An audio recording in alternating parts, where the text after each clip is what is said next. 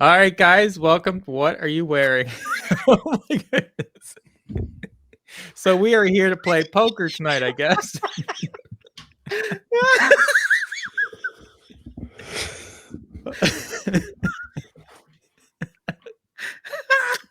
I knew he was up to something. Like he just did that look at his face. Oh man.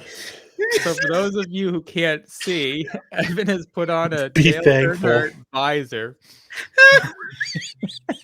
Oh, don't tell him that. He thought it was Austin Dillon.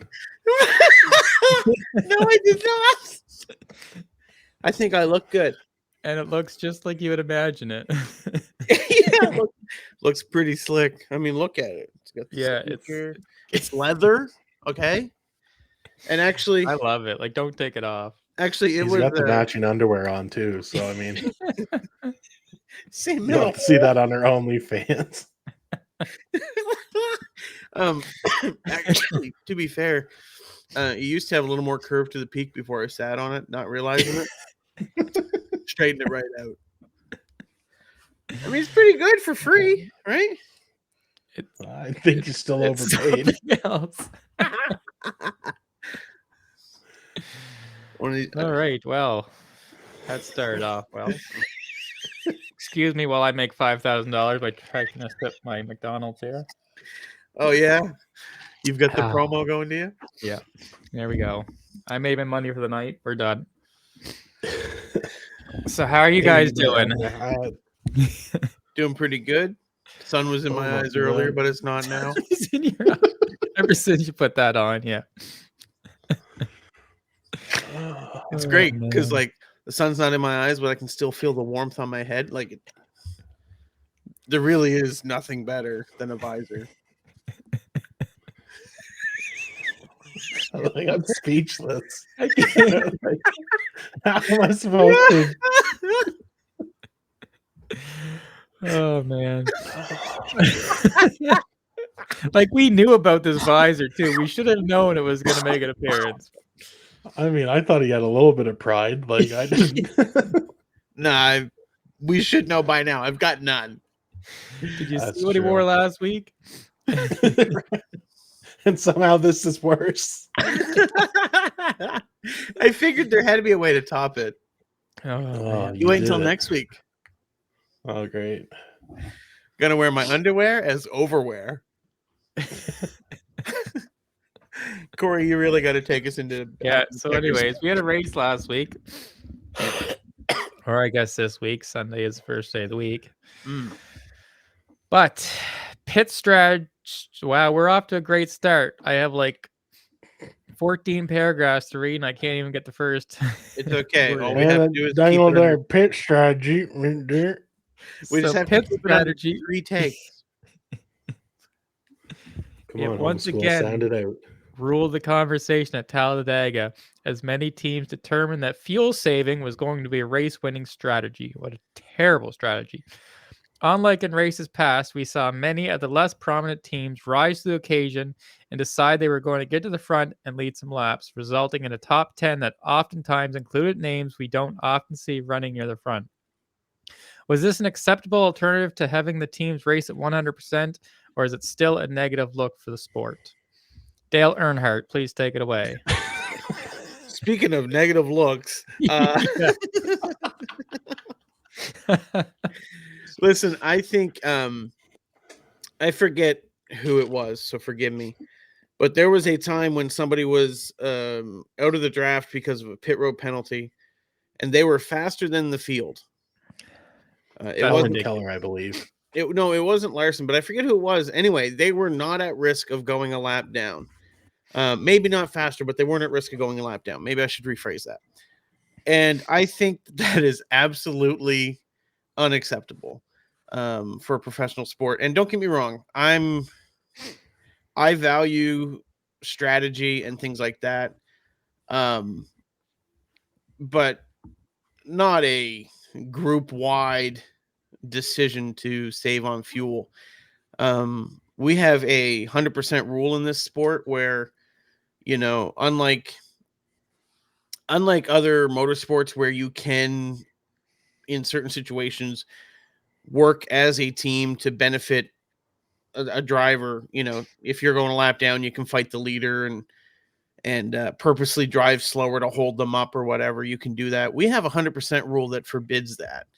And I do not see why it does not apply to this racing, because it was atrocious. It was a snooze fest for the first two stages. It really was. And the third stage was only decent because of a couple incidents.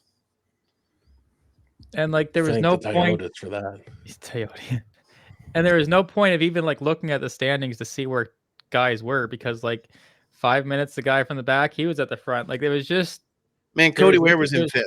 Exactly. And Like if it you was were in Talladega, you couldn't look to see where anyone was anyway, because they got rid of the scoring pylons. So. also that, which was a big issue. But yeah, I saw Cody honestly- Ware at fifth, and I was like, he's choking out the field. You're awful. Domestic abuse is not funny. I'm sorry. We're talking about it is. Anyway, No one takes me seriously in this moment. you're right. He's special. Yeah, So to answer, be careful. I am.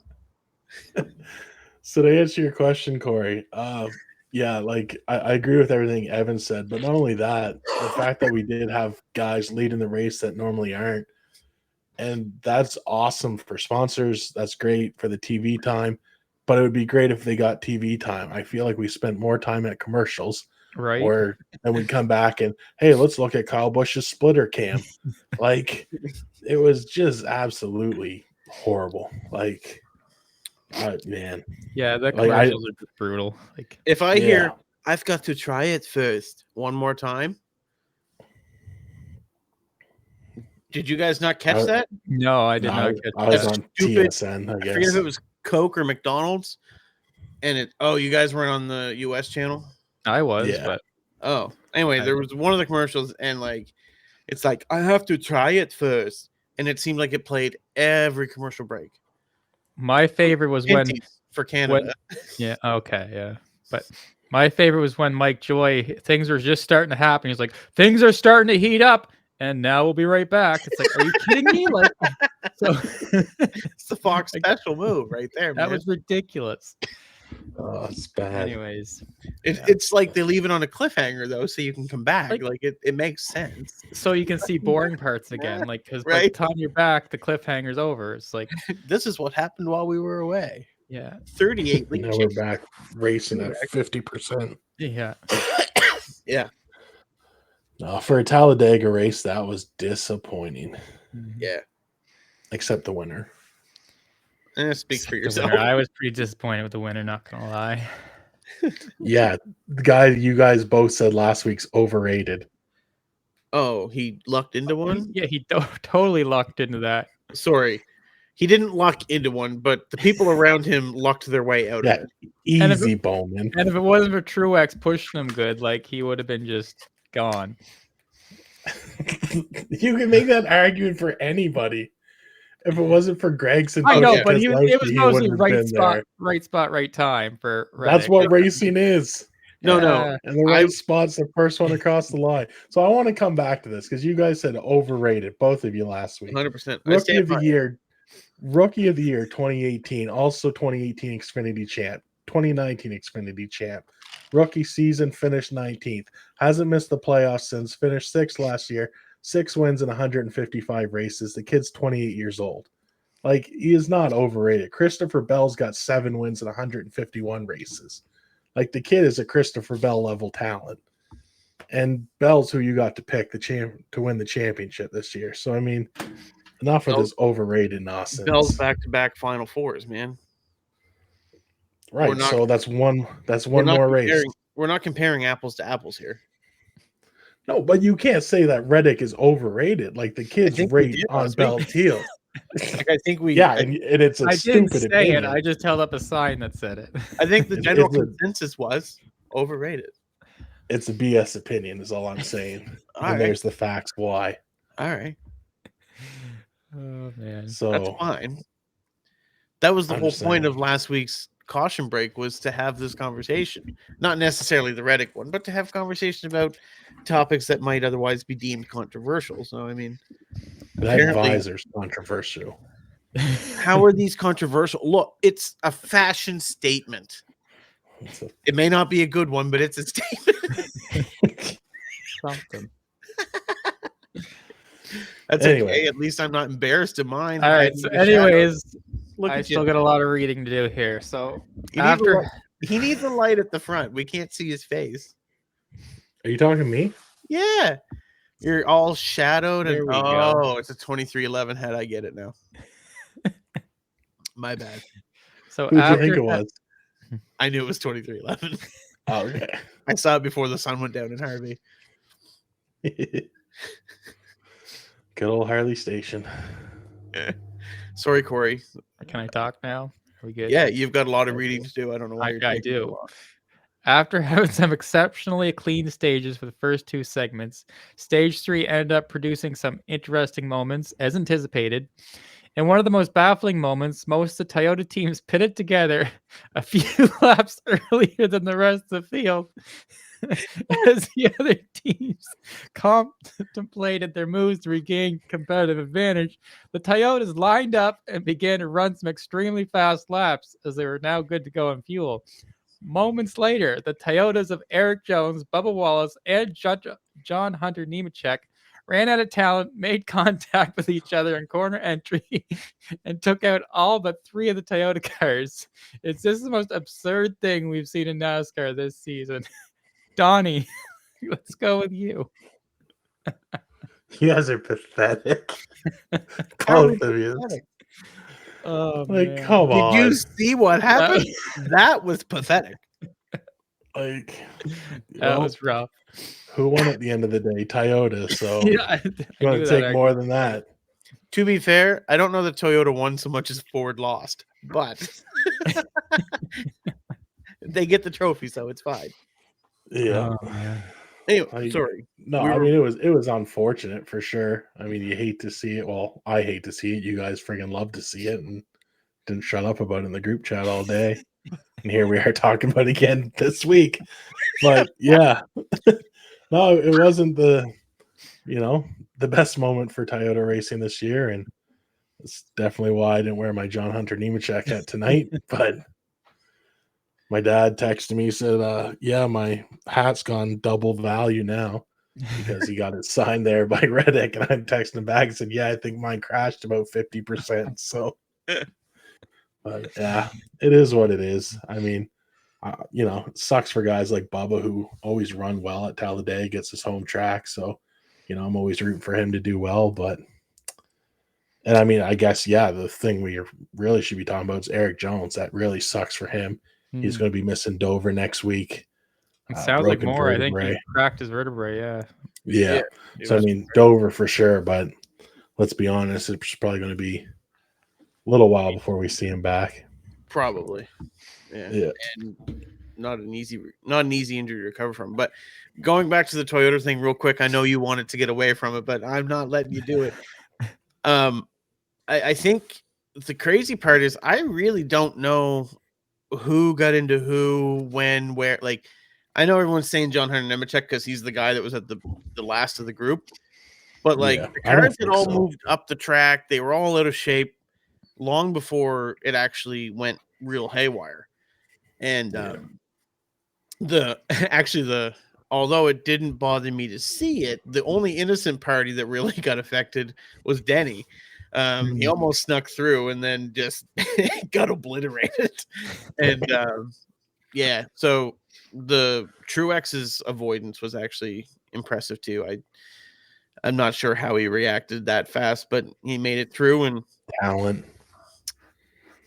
Sure. Incredible talent.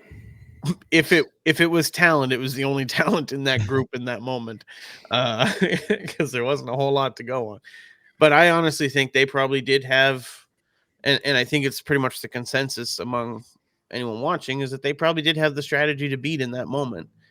And sometimes I think what happens there is they kind of knew that they were in a position of advantage, and instead of just riding it out and taking what it gave them, they kind of tried to force the issue. And I think that's kind of where the trouble came from. You got 3 or 4 hungry guys there right at the lead pack of that group, right? The veterans were at the back. I guess Tyler's probably somewhat of a veteran at this point, but like you have John Hunter Nemechek, who's very hungry for a win. You've got Erik Jones. They want to get Liberty, or not Liberty, Legacy. That's what the word. I was like, what is that dumb name again? They want to get Legacy a win, right? Obviously, both of them do. Bubba's in there. He obviously wants to perform well at that track, and so I think it was just a lot of we're going to force the issue here because they knew they were in a great position, and unfortunately, it did put the other Toyotas in a good position, but it really cost them everything that day. Like it was unfortunate for them because I do think they probably did have the winning strategy in that moment, but that's the one thing you can't do is take an advantage and squelch it like that. Oh, they did though. They won. Yeah, so it all worked out. But it was the winning. Well, according to Michael Jordan, Denny crashed the field on purpose. So I mean, right? That's the thing. MJ's going to bring out a whole investigation now whether Denny did that. Well, to be fair, you can't blame it on the guy who was at the very back of the pack and didn't touch anybody. Yeah. But that's probably the only thing that's saving them right now. No, you think you're gonna investigate Michael Jordan? I don't think so. Right. I think you just it take felt like just be happies in the sport. Yeah, it felt like just a moment, like it was going to happen for Denny that day anyway. Like he just seemed to have bad luck right from the get go. Yeah, so it's just a matter of time until something got him out. Yeah. His whole day kind of started off the roof rails. Oh no, that was Larson. That was Larson. Yeah. I was like, where are you going? My bad. Try and keep up. To be clear, I knew that. I just wanted to bring it up. So we mentioned Erik Jones a little bit. So while all the Toyota drivers we just mentioned were released from the infield care center, Erik Jones returned for further evaluation by his own choice and was then transported to a local hospital and then followed up again in Charlotte. It was announced today that he will not be competing on Sunday in Dover due to suffering a crushed vertebrae in his back, and Corey Heim will instead replace him in that seat. What are your thoughts on this situation? And I guess probably mostly with Corey Heim replacing him because we touched on Erik already. We did touch on Erik, but I before we go too far with that, I do want to say, as much as he probably didn't have much of a choice, I guess, in seeking out further medical help, good on him for going back and not just trying to suck it up and fight through it and put himself in a position where he could really cause further injury this week instead of just taking a step back. And hopefully he does only miss a couple races.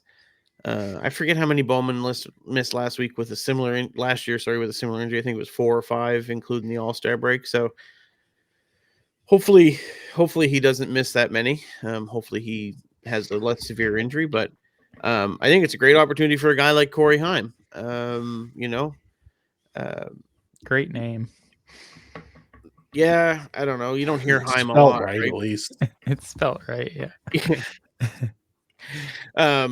So I think it's a great opportunity for him. Hopefully he takes advantage of it. He's done well in the stuff that he's had.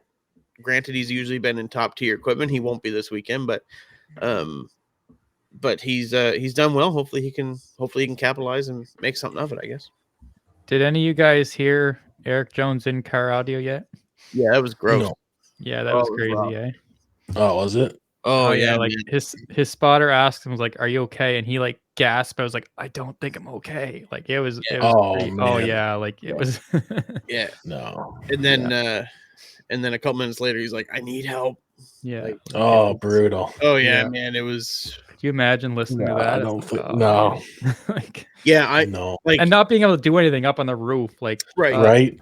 Like it's hard to listen to it as a fan that's like completely disconnected from the track, right? Like you watch it on replay and you're like, "Ugh," like that had, but to be sitting there, being somewhat responsible for the safety of that car and the driver because you built it to a large degree, or you're the spotter or whatever. You've created this situation or helped create the situation.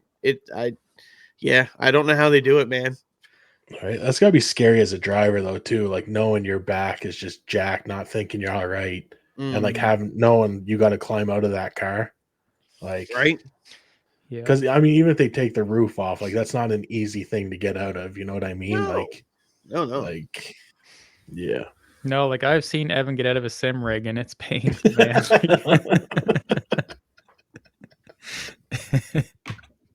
You shut Sorry, your bud. I need to put it up on an elevation so that it's easy. Actually, you can say what you want. I get out of that thing pretty slick. You got anything else to add, Donnie? I mean, yeah, like Corey Haim, I'm kind of surprised. Like that's who they're going with.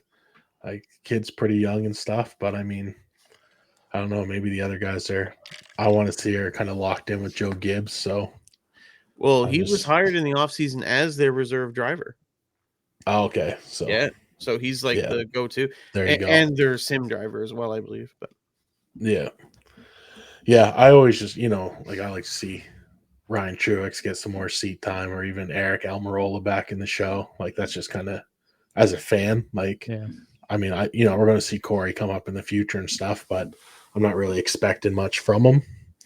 But to see like Almirola back in that 43 car, I think that would have been cool. Actually, I forgot about that connection. Yeah. But yeah, like you said, I didn't realize that he was hired in the off season. So I guess that's why you make these moves. Yeah, great decision for him now at this point, right? To have taken that contract. All right, so Ford dominated much of the day after winning the pole to start the weekend and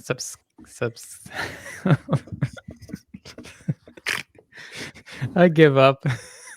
Today, Junior. Subsequently, there we go, winning the first two stages with Austin Cindric and Joey Logano. As the race wound down, the picture began to be painted of a Ford win with pole setter Michael McDowell doing a great job of controlling both lanes, with Brad Keselowski, Noah Gragson, and Josh Berry all pushing the Fords up the inside lane. Out of turn 4, Brad makes a move which McDowell blocks, and then as Brad attempts to make a second move, McDowell again attempts to block, resulting in a spin for the number 34 and a huge loss of momentum for the following Fords, allowing Tyler Reddick to get the win. How does Ford view this loss as they continue to be shut out of victory lane? I mean, Ford's got to be PO'd. Like that was brutal. And I mean, like, it's not the first time a yellow and red Ford has thrown a block that cost them a huge race win. Like McDowell just taking a playbook right from Logano in Daytona. But like that was honestly one of the worst blocks I've ever seen attempted. And honestly, I don't know if he had to make that block. He still Brad didn't have a lot of momentum coming. Like I think he could have still got the win where it was, but like Brad went high. I think Brad stalls out with him, when he went back down, I don't think I think he needed to throw the first block. Yes, I do. But when Brad went back down, I think he lost all the momentum and McDowell would have made it over the line. But I think he might have needed to dive down in front of Reddick. Yeah. Didn't need to block that was Kez again. And I think he kind of knew that, because if you watch the replay, I don't think he actually hit Keselowski's bumper when he turned left. He pretty much hit his door. No. Because if you look at it, he comes down across and spins back up the track. Yeah. Right. I think he spun down so fast he tried to correct it and spun himself out. I think he turned the wheel back to the right. What blows my mind is how he spun directly in front of Tyler Reddick. I mean, he spun up and in front of him and somehow cleared Reddick. That's the part that blew my mind. Reddick cleared him. What? Yeah. Reddick cleared him. It was talent on Reddick's part. Okay. Those Fords were coming with a head of steam. And I think Ford probably had some very very strong words about this one, because they need a win, man. They don't have a win on the season as of yet. Period. You need to have one of those Corvette meetings that Chevy had a couple of years back. To be fair, the Corvette meeting is what started all of this nonsense. I wish it had never happened. Yeah. This whole Chevy working together thing. Listen, I'm all for Team Chevy, but I hate what we have for racing right now at super speedways. Thought you were team heavy. Now, you don't think No, I'm team Chevy Chase. Ford can look at it with a little bit of like hope because they were in position to No, win? absolutely not. You were in the position to win one of the biggest races of the season, and Toyota took it after they wrecked. Well, it was pretty he didn't so half much the field take of it; it their- was given away. Like Ford was going to win that race if McDowell didn't crash. Like, No, Tyler's so underrated, man. He was. He is. Kid's the talent. We'll see. I think at that point, man, it was Ford's race to win, and they gave it away. At the same point, I think at that point in the race, you got to do what you got to do to get the win for yourself, right? Like I don't fault anyone yeah. for doing what they did in the heat of the moment and in the heat of the battle. But it does suck for Ford. You know, Ford's not really fast after qualifying, right? Like the amount of times that they've sat on the front row this year and then have no result from it in the final standings at the end of the race, like it's really mind-boggling and weird. If you look at who's in or out of the playoffs right now, it's staggeringly poor for the Fords right now. I think there's only 3 of them out of 16. It might be 4, but I think it's only 3. And like Toyota has more cars in than they do, and they've got way fewer cars in the field, or maybe not way fewer, but fewer. So I think it is a bad situation. I do think Ford has been improving. I will say that. I think this body has been a considerable disadvantage for them versus what Toyota brought to the field this year at the beginning. But yeah, I mean, not great, especially since it's the one track where you're not completely dependent upon raw speed, right? You can work with what's around you to gain. You can't really do that many other places. But last year they did peak at the right time, so I mean, still. Oh yeah, chance. Yeah, 100%. They're definitely not peaking at the beginning of the year, so Yeah, or at least hope not, because it ain't a very high peak. I mean, nobody's talking about last year's Daytona or Talladega winner, you know what I mean? But we all know who won in Phoenix last year, so exactly. But wasn't last year's Talladega winner Blaney in the fall? It was, yep. Yeah, probably in the fall. In the fall, yeah. I don't know who won in the spring. Oh, Chastain, wasn't it? I think Chastain won in the spring. I think so. In the Moose car. Was that last year or 2 years ago? Anyway. All right. So Tyler Reddick gets his first win on the season by surviving both the manufacturer sabotage of his teammates and the last lap calamity. Now that he's locked into the playoffs, what is the outlook for him for the remainder of the season?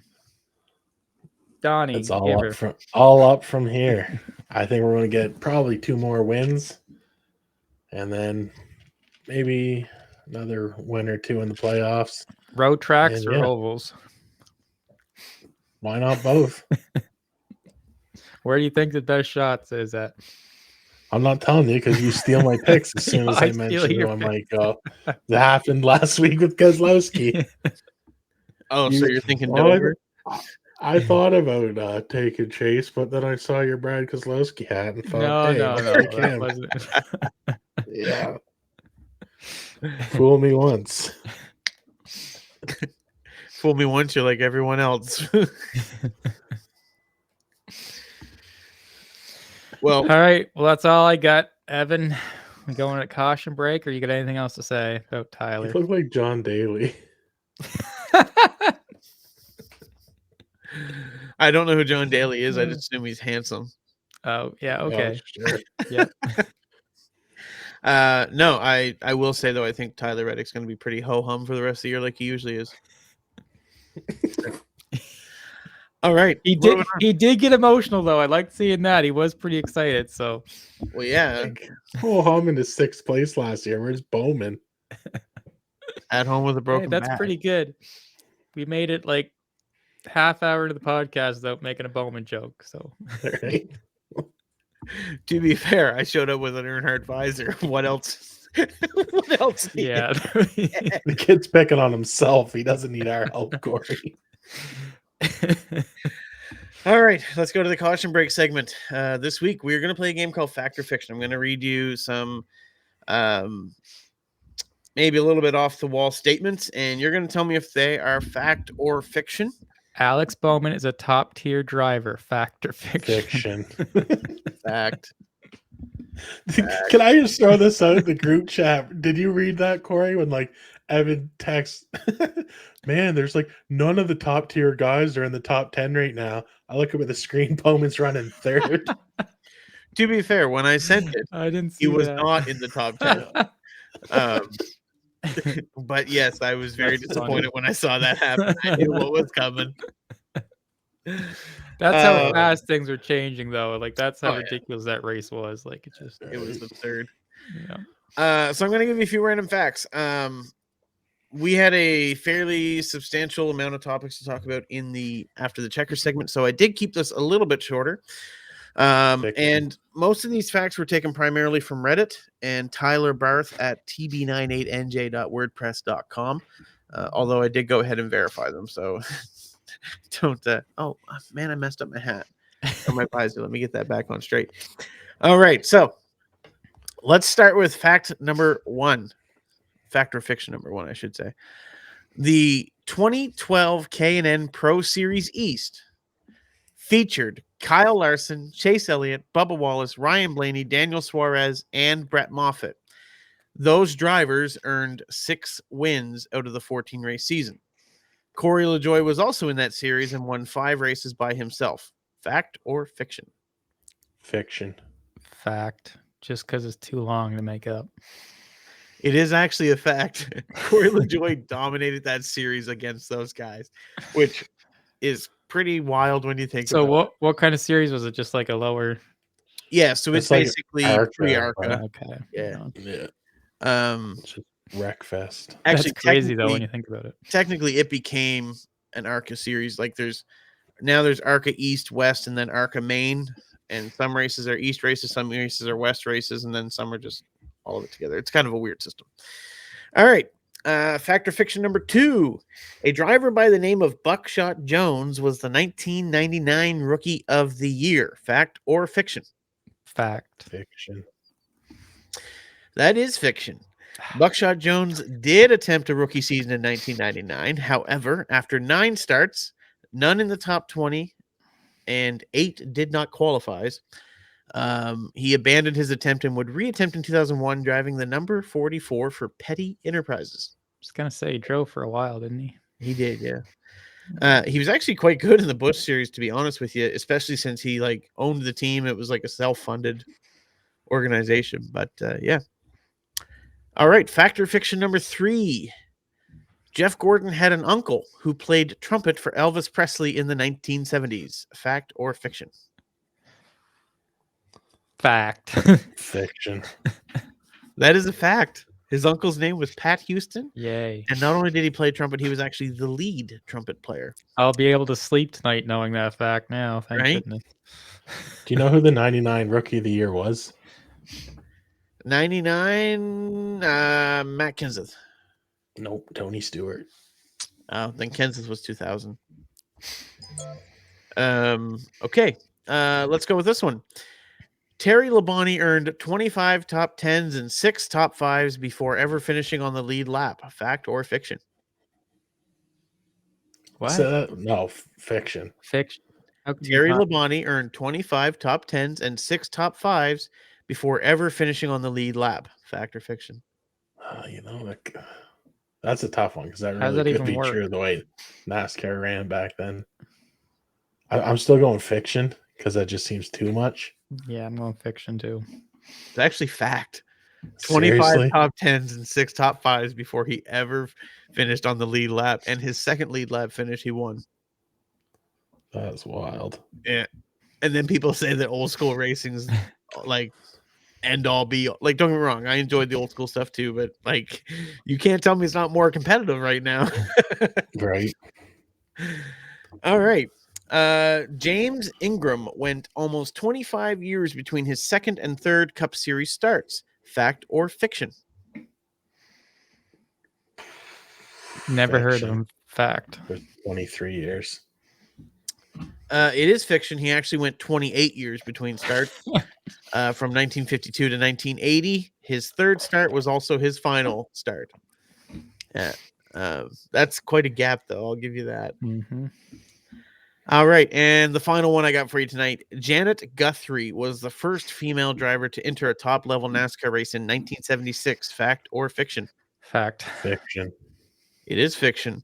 Although Janet did start a NASCAR race in 1976, she was actually preceded first by Ethel Flock, a sister to Tim, Robert, and Fonty Flock.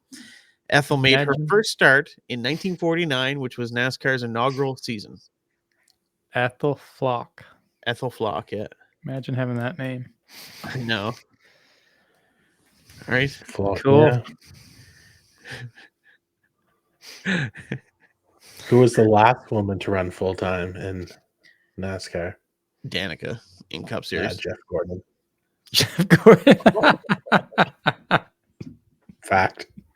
That's awesome. Actually, I don't think it was Sarah Robinson. Was it Sarah Robinson back in the day? That sounds like what's their names off? Oh, Never the mind. Duck Dynasty. Yeah, Duck Dynasty. Yeah, no, there was I think it was Sarah Robinson. Anyway, she ran in the Cup Series full time for a few years back in the early 2000s as well. She raced the 49 car for BAM Racing. Beth Ann Morgenthau was the. Anyway, yeah. There's been quite a few women in the sport, but none have had an immense amount of success. Jeff.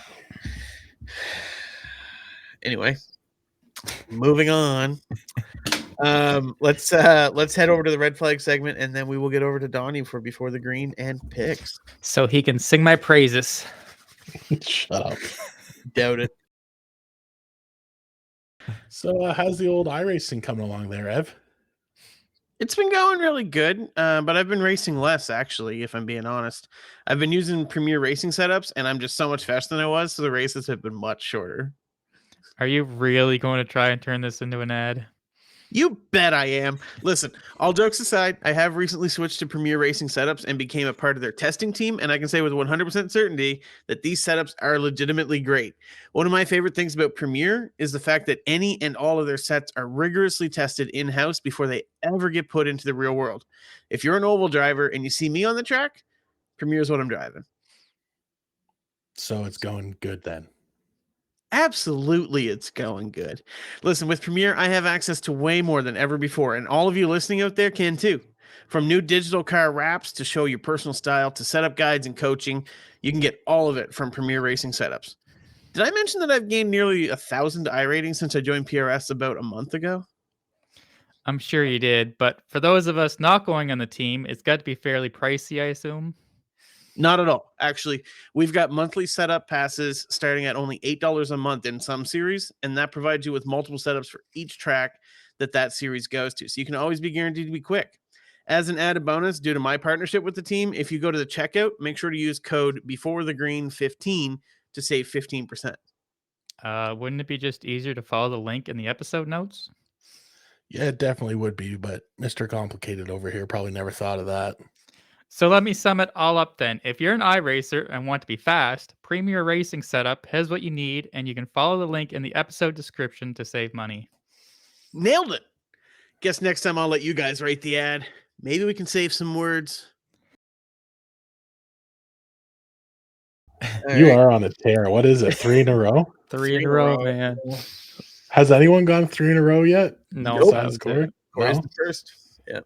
Yes, sir. 3 in a row. Still in last place. No. Tied now. No, except you're in for last place. I have the tiebreak, remember? Well, yeah, but still, it's still tied. I mean, the other week when Donnie and I were tied, I said tiebreak doesn't matter until the end of the season. Exactly. But now I've changed my tune. It's a whole new world. It's a whole new world, eh? Yeah. Easy, Aladdin. In this new world, Dale's still alive. Dale's still. He has changed considerably.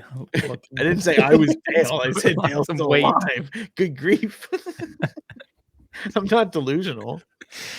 Oh man. Tell us about Dover, Donnie. Dale enlarged heart.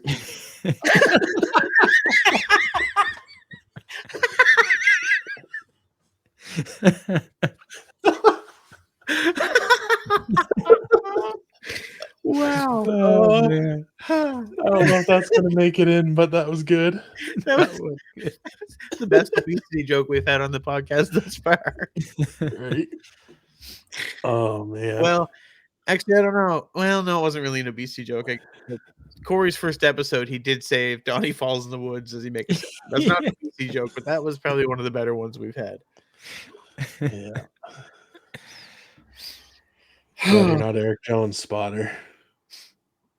Why? Making jokes about a guy who's broke his back in the woods. Oh, you didn't break your back. You hurt your hip. It was my back. Just because you're built like an 83-year-old doesn't mean that.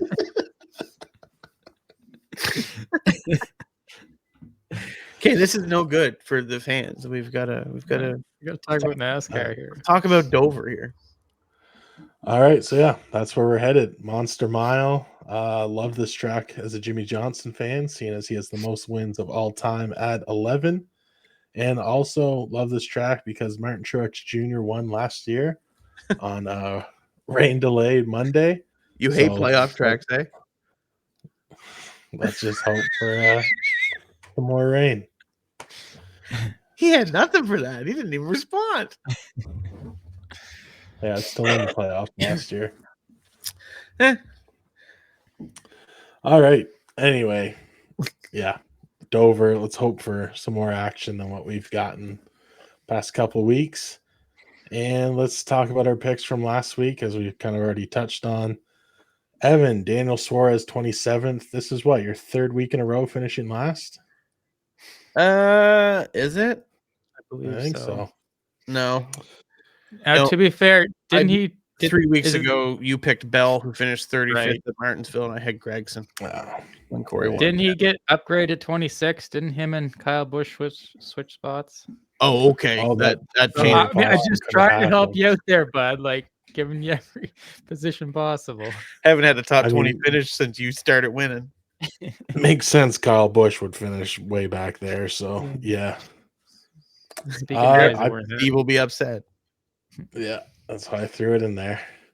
So I got Chase Elliott finished 15th, which I'm happy about because I don't have to pick him again this season.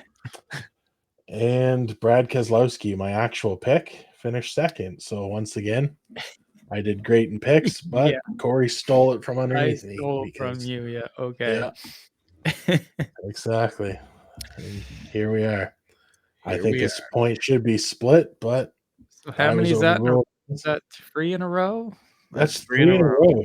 And what's crazy is you're still in last place. I know, right?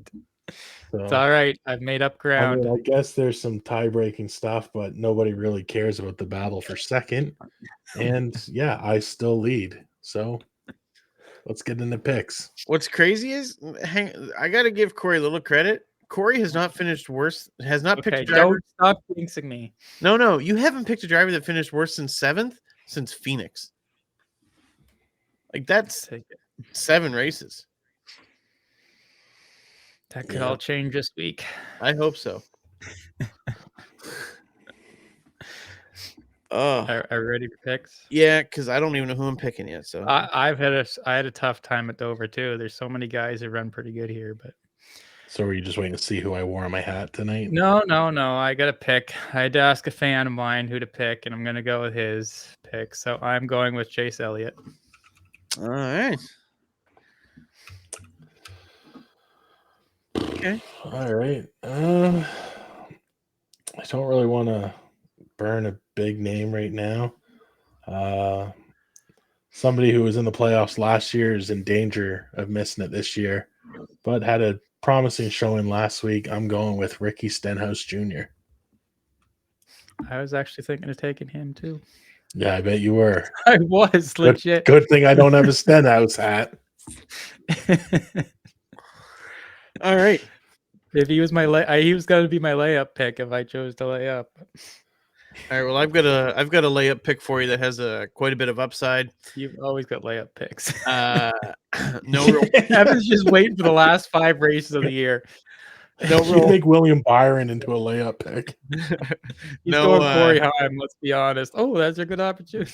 no real pressure on him. Doesn't cost me a driver. He is too. Can show up and yeah, he's got decent enough equipment. Oh, man. Everyone says the cars drive a lot like the trucks. He does well in the trucks. We saw Carson Hocevar show up last year in a filling position and do quite well. So I'm going to go Corey Heim. Let this be known that this is Alex Bowman's best track, and Evan Locke is leaving him on the table. That's okay. Right? I've got plans for him. Unreal. Like, how? What do you mean how? This is his best shot. Where else are you taking them? Like, Don't you that's worry. it. Don't you worry about it. I'll announce it when I announce it.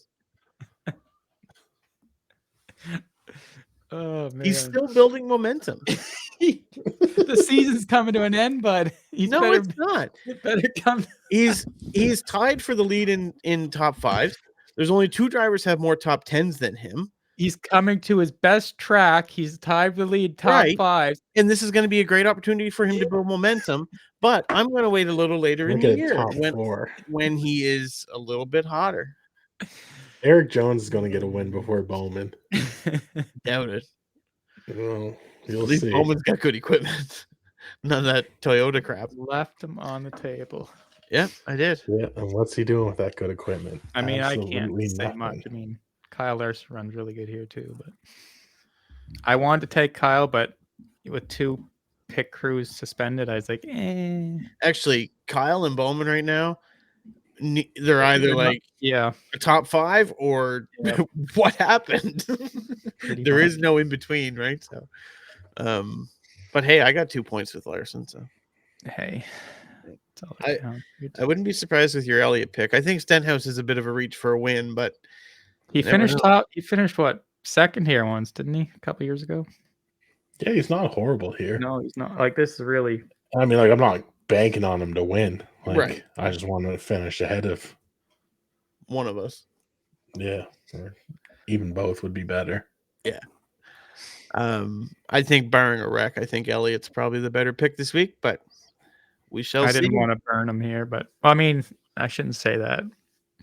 It was here for a road course, and let's be honest, you still can pick him. So it's like, Yeah, I but knew, like if you'd pick ahead of me, I don't know. I don't think HMS has the road course set up right now, man. I really don't. But we'll see. All right, We'll guys, see. what do you think? Call it night? Yeah. Okay. Seeing Are as you we gonna, started, are you gonna sleep with that visor on, or probably it's my emotional support visor. it's causing Actually, Alan me Large, sorry. to- You can see how little I've got holding it on, like, because it's not big enough for my head. Back in the early 2000s, people's heads were still smaller, and so this is like vintage. I look good. people's head, or is your head just abnormally large? It could be that. I ordered a helmet yesterday, actually, for around What for? for around work and stuff. You wear a helmet at work? Actually, yeah, anytime we move units and stuff, we have Oh, to have okay. helmet on. Yeah, it's What are policy. you moving? Work safe. 4-wheelers and stuff. 4-wheelers side by sides. Anyway, Oh, I ordered a 4X and we're like, I hope it fits. All right. That's okay. Steve, that we talked about quite a bit, he's got like a 5X helmet and it's still, snug. He's shaped like a Lego man on his head. Like, it's just round. Speaking of Steve, Steven Fitzpatrick's kid, oh my goodness, he could take a 5X hat right now. How about we end the podcast? Steve, if you're listening, I'm sorry. He's cute. He is a cute kid. He's the picture of his Super father, cute kid. which is ironic because his father's not exceptionally cute, but Yeah, no, super cute kid. Just huge head on him. To be fair, that's the same as Sullivan. Super cute kid, just hideous father. Corey, shut us down. Come on. It says Evan to do outro. I did the that's intro. me? So are you, bud? Oh, I Yeah, tell you it's what. you, buddy. Let me wrap this up then. Thanks so much for listening for another week. Really hope you enjoyed it. Make sure to hit that like, follow, subscribe, whatever button works best on the platform that you're on. Please hit that. Really helps us do better and makes us feel better about ourselves. So thanks for being here. Look forward to seeing you again next week. Hopefully it's a great race in Dover.